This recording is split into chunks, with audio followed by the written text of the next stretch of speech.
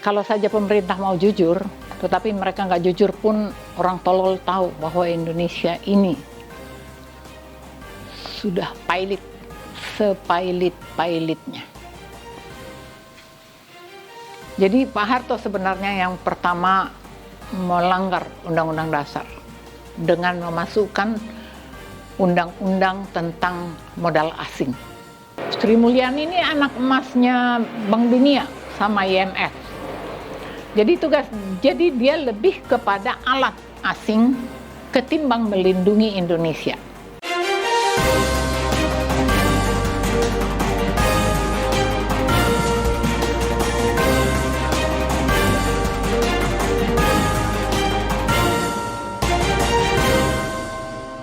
One TV1. Mungkin karena selama aktivitasnya di rumah mungkin atau sering banyak keliling ke Indonesia, pasti tahu bagaimana keadaan kondisi negara kita sekarang. Nah, melihat kondisi seperti ini menurut Karana bagaimana pendapat Karana? Ya, kita ini sebenarnya kalau saja pemerintah mau jujur, tetapi mereka nggak jujur pun orang tolol tahu bahwa Indonesia ini sudah pailit, sepailit-pailitnya. Sepandai-pandainya menteri-menteri mengatakan ini kita ini pailit. Dan kita sangat dekat ke kehancuran. Nah, ini semua pasti juga kayak masyarakat ya pada umumnya bertanya, kenapa di negeri yang sekaya ini, semakmur ini, seindah ini, hidup kami susah. Ya kan? Jadi tidak banyak yang tahu kenapa kita seperti ini. Ada yang tahu tidak peduli karena mereka dapat keuntungan dari situ. Penyebabnya apa? Ya karena Undang-Undang Dasar kita pada tahun 1999 sampai 2002 diacak-acak. Diacak-acak oleh MPR, diamandemen tanpa seizin rakyat. Padahal amandemen itu harus seizin rakyat. Itu jelas dikatakan kalau ada kata yang ingin diubah, satu kata pun, MPR harus meminta pada pemerintah menggelar referendum untuk meminta pendapat rakyat. Tahu yang terjadi pada TAP itu ditenggelamkan, diganti dengan TAP lain yang mengatakan bahwa TAP itu sudah tidak ada karena tidak cocok untuk MPR. Jadi mereka ini merusak Undang-Undang Dasar itu dengan pemufakatan jahat dulu gitu loh.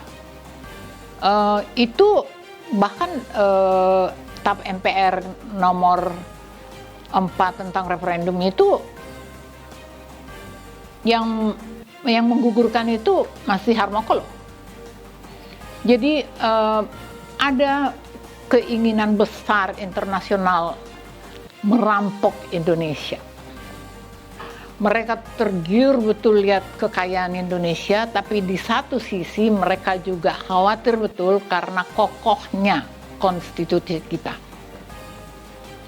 Konstitusi kita yang kokoh inilah yang diacak-acak. Kalau mau membuktikan kokohnya konstitusi kita sampai era Bung Karno berakhir, sebenarnya nggak berhasil. International regime itu terus kok menawarkan ini dan itu. Begitu Bung Karno dilengsarkan tahun 67 baru hasil konsep dari international regime diserahkan ke Jakarta dan disetujui oleh Pak Harto. Jadi Pak Harto sebenarnya yang pertama melanggar Undang-Undang Dasar dengan memasukkan undang-undang tentang modal asing. Itu sebenarnya peristiwa yang itu saja sebenarnya udah serem gitu loh. Karena buat aku itu udah sebenarnya ya udah berakhir kemerdekaannya gitu. Ya kan? Tetapi nggak cukup hanya di situ. Pak Harto dengan segala cara, walaupun dia mengizinkan dan beliau saya yakin tahu bahwa dia merasa bersalah dengan apa yang beliau lakukan tentang pasal 1 tentang Undang-Undang Nomor 1 tentang penanaman modal asing itu, pasti beliau gusar ya, dan dia berupaya melindungi. Jadi kalau dulu konglomerat itu diatur, dikekang, tidak boleh sesuka hati, ada aturan mainnya lah dibuat. Nah, kemudian nggak puas dong international regime rapat lagi di Geneva, bikin lagi bagaimana membuat konsep agar seluruh konstitusi Indonesia itu kita ubah sesuai dengan keinginan kita. Pertanyaannya, kok asing bisa aja gitu sih masuk-masuk begitu aja? Kok bisa asing mengatur kita sedemikian rupa? Ini proyek lama, proyek besar ya, dari tahun 96 misalnya sudah ada NDI. Ini sebuah organisasi yang ditempatkan oleh international regime di negara-negara yang dia rampok. Di Indonesia ini prestasinya paling tinggi karena Indonesia paling kaya. Bahkan sudah rahasia umum bahwa bangsa Indonesia ini adalah objek paling menguntungkan bagi international regime. Pertanyaan kembali ke yang tadi, kenapa sih kita ada apa gitu? Ya, kalau ingat mafia Berkeley, inilah kerja mereka. Dan di situ juga ada siapa namanya, Menteri Keuangan itu Sri Mulyani. Ya, Sri Mulyani ini anak emasnya Bank Dunia sama IMF. Jadi dia lebih kepada alat asing ketimbang melindungi Indonesia. Orang tidak sadar itu. Saya nggak mengerti pemerintahan ini. Kalau di zamannya SBY saya mengerti, pasti mereka pakai orang-orang mereka dong, Newlip, ya dong. Tetapi kalau udah di zaman Soeharto masih di Jokowi masih dipakai juga, pasti itu karena tekanan oligarki. Karena oligarki itu udah berkembang sejak pemerintahan SBY. Karena di pemerintahan SBY lah semua undang-undang diubah. Undang-undang dasar amandemen itu akan kemudian menciptakan undang-undang. Mungkin 99% undang-undang dasar itu diganti, dan di undang-undang dasar amandemen itu tidak ada satu kata Pancasila pun. Tidak ada. Yang ada itu individualisme, materialisme, kolonialisme, neoliberalisme, liberalisme, dan seterusnya. Ini nggak tahu orang, dan orang nggak tahu apa dampaknya. Nanti kita akan bicara lebih detail ya soal pasal-pasal mana. Tapi aku ingin mengatakan undang-undang mana dulu yang aku ingin berbicara tentang undang-undang politik. Undang-undang politik ini yang paling menghancurkan kita. Bayangkan, anggota DPR kita sekarang pengusaha loh. Punya tambang, punya segala macam, artis dan lain, orang kaya semua. Bukan orang yang berpikir, bukan orang-orang yang sudah selesai dengan dirinya atau tidak punya kebutuhan lebih selain berbakti pada bangsanya, pada keluarganya. Jadi sejak reformasi memang konsepnya kan udah lain. Segala yang artis pokoknya karena apa? Karena one man one vote itu membutuhkan sebanyak-banyaknya pendukung. Jadi kalau mereka mengatakan one man one vote itu adalah demokrasi atau kedaulatan rakyat, enggak. Orang bukan rakyat kok yang milih. Rakyat memang antri. Tapi yang milih itu adalah yang membayar mereka. Itu yang terjadi. Dan ini pemilu sangat transaksional. Sangat transaksional. Bayangkan kalau untuk mau jadi DPRD aja kamu harus punya 5M paling sedikit gitu. Untuk jadi presiden harus T-nya belasan katanya. Jadi ini benar-benar kita dikacaukan oleh uang. Jadi ini negeri menjadi negeri sangat materialistik. Padahal para leluhur kita mengatakan musyawarah mufakat. Orientasinya kemanusiaan, keadilan yang beradab. Mana beradabnya di situ? MPR misalnya. MPR diturunkan derajatnya dari lembaga tertinggi negara di mana berhak memberikan mandat kepada presiden dan presiden mematuhi seluruh aturan dia, diubah menjadi ya udah MPR biasa aja, sama kelasnya dengan presiden, sama kelasnya dengan DPR. Itu semua kita ini sudah dikacau. Sudah dikacau. Para leluhur kita mengharapkan betul MPR kita itu harus diduduki wakil-wakil rakyat. Jadi nggak kayak sekarang ini, tiba-tiba ada DPD. DPD ini apa? Senator. Apa urusan senator dengan konsep kita? Konsep Pancasila dan Undang-Undang Dasar 45 nggak ada senator. Yang ada itu MPR, terdiri dari DPR, utusan golongan, dan utusan daerah. Utusan golongan ini sampai ke rakyat-rakyat yang di sudut-sudut yang nggak pernah kita lihat, bahkan nggak pernah kita ajak bicara, dan bahkan kita tidak tahu mereka makan apa, itu pun harus terwakili. Jadi konsep dari demokrasi pemilu kita adalah keterwakilan, bukan keterpilihan. Keterpilihan itu kan jadi kayak pembenaran.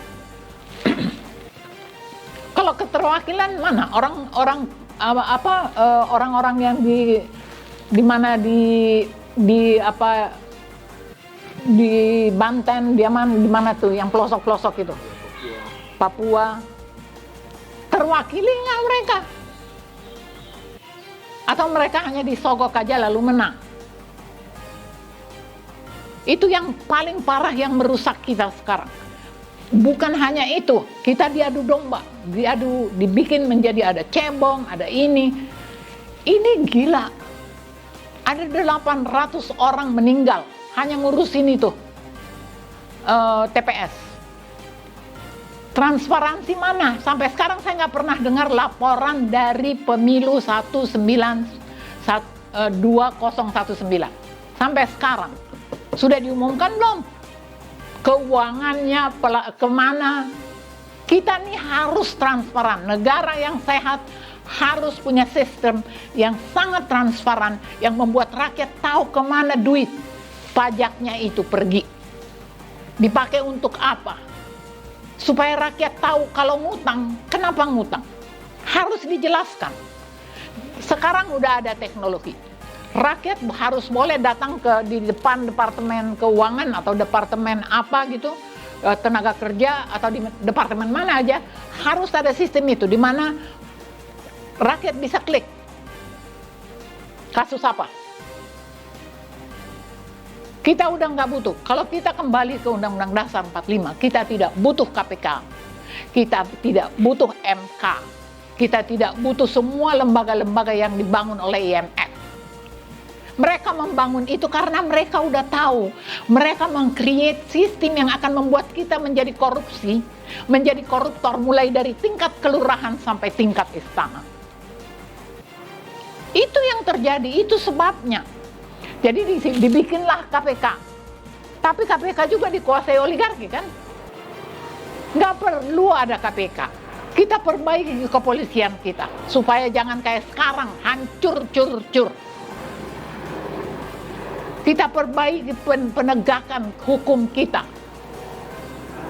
Kalau aku sih, Aku ingin kepolisian kita di bawah Departemen Dalam Negeri. Jangan bawa pistol kemana-mana. Itu jadi hanya menakut-nakutin rakyat. Mereka tugasnya mengayomi rakyat. Tentara juga. Kenapa tentara diam aja selama ini? Mereka kan pertahanan negara. Negara udah carut marut begini, jatuh miskin. Departemen Pertahanan itu ngomong apa? Nggak ada. Prabowo mengucapkan apa dengan kondisi ini? Menhan-menhan yang sebelumnya ngapain aja? Kenapa tidak ada dialog antar pemimpin? Kenapa tidak datang Panglima mengatakan kepada Presiden, mohon maaf, kondisi kita ini harus kita perbaiki. Kita tidak bisa begini terus, kalau tidak rakyat akan hancur. Tentara ngapain aja sekarang? Bersihin kali kan? Itu juga bagus, artinya dia nolong rakyat. Tetapi bukan itu tugas tentara. Ada posisinya masing-masing, ada kewajibannya masing-masing, ada harkatnya masing-masing. Jangan dibikin jadi kuli. Kita ini akan habis, tandain omongan saya. Kalau kita dalam waktu dekat tidak kembali ke Undang-Undang Dasar 45, kita akan hancur. Aku menulis buku untuk itu. Buku itu menatap ke depan. Dari situ saya tulis mulai dari apa itu Pancasila, bagaimana hubungan para leluhur kita dengan internasional, bagaimana Pancasila itu dan Undang-Undang Dasar 45 itu dirancang, dengan pikiran-pikiran seperti apa mereka merancang itu, saya taruh itu. Dan lalu saya taruhlah proses bagaimana kemudian pada tahun 1999 sampai 2002 mereka merusaknya. Dimulai dengan pengalihan isu. Dibikinlah kerusuhan Poso, dibikinlah kerusuhan Maluku, bom Natal. Di buku saya tulis semua itu. Saya punya buktinya bahwa nyaris semua terorisme di Indonesia rekayasa. Uangnya dari Amerika, dari Belanda, dari Denmark, dari mana aja. Dan itu nggak bisa diedit, audit lagi. Jadi bukan cuma si Sambo di kepolisian. Ada urusan terorisme di kepolisian yang bikin mereka makmur. Duit berkarung-karung. Hal lain juga, narkoba. BBN sudah berapa lama? BBN sudah berapa lama coba? Kan nggak ada hasilnya. Tetap aja orang tua cemas ketika anaknya harus berangkat ke sekolah. Jangan nanti ketemu orang yang menawarkan sesuatu yang akhirnya meracuni dirinya, ya kan? Jadi pertanyaan besar saya, itu juga harus transparan. Yang ditangkap siapa, berapa banyak ditangkap, dibuang kemana. Itu harus ke depan. Kalau kita tidak ada sistem transparansi yang maksimal, kita akan menjadi negara yang habis karena kebodohannya, habis karena anggap enteng pada hal-hal kebaikan. Tuhan memberikan kita keberkahan luar biasa, kekayaan alam. Di seluruh tanah, di atas tanah, di bawah tanah kita tuh kekayaan. Di dalam laut kekayaan, pariwisata kekayaan. Apapun kita lempar ke tanah, numbuh. Dulu orang mengatakan Indonesia ini surga dunia. Sekarang apa? Sudah kayak neraka. Bahkan kita antar saudara bisa berselisih hanya karena pilihan presiden. Karena apa? Ya presidennya begitu. Pakai uang. Orang demi uang bisa bermusuhan sama suaminya malah. Sebegitu brengseknya.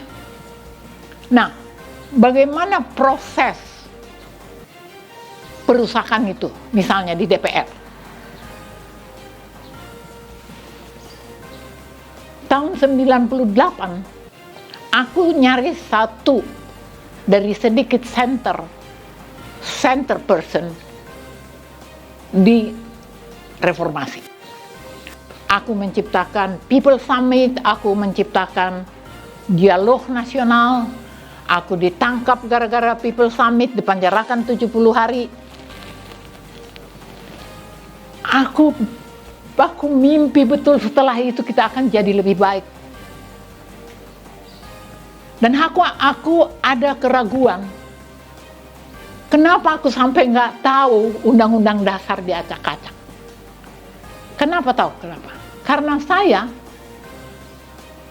dengan agen-agen neolib ini tiba-tiba punya kemauan dikirim ke Amerika. Pentas Marsina menggugat di 8 negara bagian, dikirim ke Inggris, pentas di 4 kota besar, di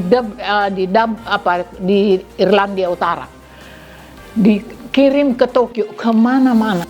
Jadi selama proses perusakan undang-undang dasar itu aku nyaris tidak ada di Indonesia. Aku sama sekali tidak tahu. Aku tahu baru tahun 2003 dan aku nangis. Aku nangis baca itu. Aku udah tahu dampaknya akan kenapa. Dan 2003 itu langsung saya perhatikan kan, 2002 disahkan, 2003 aja di dalam setahun sudah terjadi kasus agraria yang menyerobot tanah ulayat rakyat. Hanya dalam setahun pertama. Bayangkan sampai sekarang. Kamu pikir Freeport itu udah dibayar, tanah yang dipakai itu di Timika? Belum dibayar. Itu tanah ulayat sampai sekarang nggak dibayar baik oleh Freeport Amerika maupun oleh Freeport Indonesia. Jadi tentang kemiskinan, saya sudah mengatakan dari tadi neoliberalisme. Neoliberalisme itu anti menolak subsidi. Itulah nasib rakyat kita. Nurut lagi. Asing mengatur kita, mengekang kehidupan rakyat kita, melaparkan rakyat kita, nurut lagi. Apa enggak goblok itu? Ini negara paling bodoh. Mereka nggak lihat tuh rakyat, kita nggak pernah lihat berapa banyak yang mati. Berapa banyak orang mati kelaparan tanpa kita lihat. Tapi logika, hitung, orang-orang yang bisa berhitung tahu itu. Aku tahu kok mereka tidur kadang-kadang gantian 3 re, nanti dari jam 6 sampai jam 12, nanti jam 12 sampai jam 6, nanti jam 6 sampai jam 12. Kayak gitu miskinnya rakyat kita. Padahal negara dibuat untuk rakyat. Negara didirikan karena rakyat. Tidak ada rakyat, tidak ada negara. Itu yang harus disadari oleh semua bandit-bandit yang sudah merusak Undang-Undang Dasar di MPR pada tahun 2002. 20 tahun itu terjadi. 20 tahun itu tidak satu orang pun minta maaf. Malah merasa mereka lah yang punya negara ini, nggak malu. Ini akan selesai. Saya kemarin bikin kongres perempuan, saya akan gerakkan perempuan. Kembali ke Undang-Undang Dasar ini akan ditangani perempuan, tidak laki-laki. Perempuan itu lebih bersih, lebih mengerti arti hidup. Saya minta maaf, kamu laki-laki ya, sorry ya Pak laki-laki. Tapi bayangin, tiba-tiba forum rektor. Ngapain aja? Berapa tahun itu mahasiswa tidak pernah dikasih kesempatan untuk berdiskusi tentang politik. Pernah nggak lu bayang? Aku datang ke Medan, diundang oleh BEM Sumatera Utara. Aku datang ke ruang itu, diskusi itu pagi-pagi, gak ada orang. Katanya diculik sama Kapolda Sumatera Utara ke Sibolangit, diiming-iming. Aku hanya ingin bicara sama mereka, tapi negara tidak mau Pancasila dibicarakan. Mereka tidak mau borok mereka dibongkar. Ini harus sudah dibongkar. Enough is enough. Cukup. Kita ini udah habis. Kita ini habis. Terpecah belah, saling melirik. Ini apa ya? Itu apa ya? Padahal semua rekayasa. Kita tidak toleran nggak? Kita toleran. Kita lahir sebagai bangsa yang toleran. Tapi lihat sekarang kayak apa. Entar dituduh teroris, entar dituduh radikalis. Radikalis katanya karena anti Pancasila. Pancasila yang mana? Pancasila sudah dibuang tahun 2002. Didukung Megawati, disepakati SBY, ditandatangani Amin Rais. Mestinya sekarang mereka berdiri di sini minta maaf. Minta maaf sama rakyat. Minta maaf pada mereka yang dimiskinkan. Gak bisa ini terus begini. Saya mau pastikan ya, kembali ke Undang-Undang Dasar 45 akan dikawal, hanya akan dikerjakan kaum perempuan. Sampai memeriksa semua undang-undang, mengganti undang-undang yang mereka kotori itu kembali ke Pancasila, itu akan dikerjakan oleh kaum perempuan sampai selesai. Aku mohon pada Allah yang Maha Kuasa supaya aku diberikan umur, supaya kami semua diberi kekuatan. Yang nangis selama ini karena kerusakan ini perempuan, yang ketakutan selama ini perempuan, yang ketakutan melepas anaknya dari rumah karena di luar banyak narkoba perempuan. Yang menangis kalau dia nggak bisa sekolahkan anaknya perempuan yang akan berjuang sekarang. Laki-laki tunggu anak-anak di rumah, nyuci-nyuci aja. Ada itu ahli tata negara yang dengan sombong mengatakan, coba buktikan pada saya kalau Pancasila lebih baik. Kalau dia ada di depan saya akan tampar. Saya cuma diceritain orang. Kita ini nggak berpikir, kita bentuk oposisi, tapi yang kita ngomongin 0%. 0% itu adalah akibat dari sistem. Kalau lalu mereka mengatakan itu sebagai kedaulatan rakyat. Kedaulatan rakyat mana? 0% itu kedaulatan bagi para pengejar kekuasaan. Kalau mau betul-betul kedaulatan rakyat, kembali ke Undang-Undang Dasar 45 dan Pancasila. Titik. Lalu bagaimana dengan kepemimpinan Jokowi? Ya, nah ini lucu nih, Pak Jokowi ini. Saya tuh terus terang ya, prihatin. Saya dari awal udah tahu prihatin ini diciptakan. Diciptakan untuk menggantikan SBY. Kenapa menggantikan SBY? Karena SBY tidak boleh 3 periode. Harus ada. Kalau SBY kan memang neolib. Sekarang apakah Pak Jokowi neolib? Kita nggak tahu, ya kan? Tetapi dengan segala apapun alasan yang mereka buat, dan akhirnya ada hal-hal yang salah, berantakan atau apa, lalu dia dicaci maki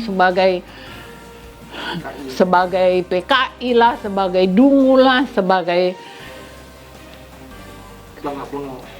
pelangak pelongok lah. Saya malu. Itu menunjukkan yang dungu itu kita. Kita tidak tahu akar persoalannya. Akar persoalan itu bukan Jokowi. Akar persoalan itu Undang-Undang Dasar. Kamu diacak-acak.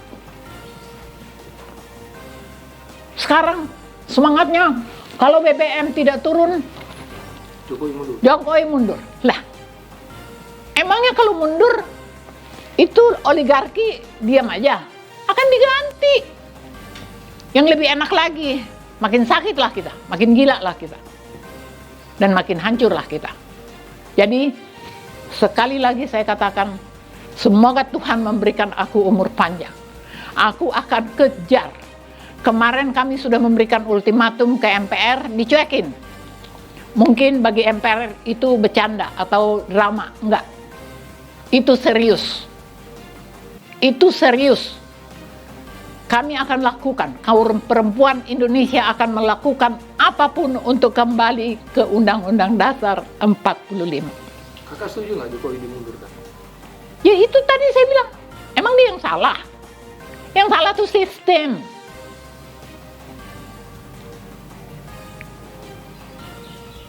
Gak penting, bukan, makanya selama ini kita kok cara berpikirnya aneh sekali.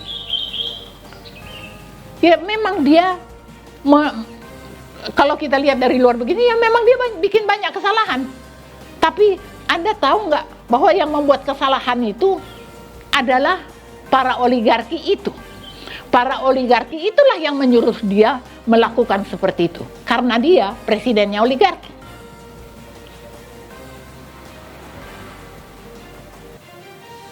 Jadi presiden ke depan kita harus hati-hati lagi kan? Ya, kita harus kembali ke Undang-Undang Dasar 45, musyawarah mufakat, kembali ke kemanusiaan, tidak ada kapitalisme, tidak ada penjajahan, tidak. Ini kan penjajahan ini. Ke depan tidak boleh ada investor asing. Investasi asing itu penjajahan. Harta kita diangkutin, rakyat kita miskin, rakyat kita nggak kerja, di Morowali rakyat nggak kerja. Buruh kita itu lihat, ngapain sih mereka demo setiap hari kalau mereka tidak bermasalah? Mereka punya masalah besar. Itu dan itu terus-menerus terjadi sepanjang reformasi.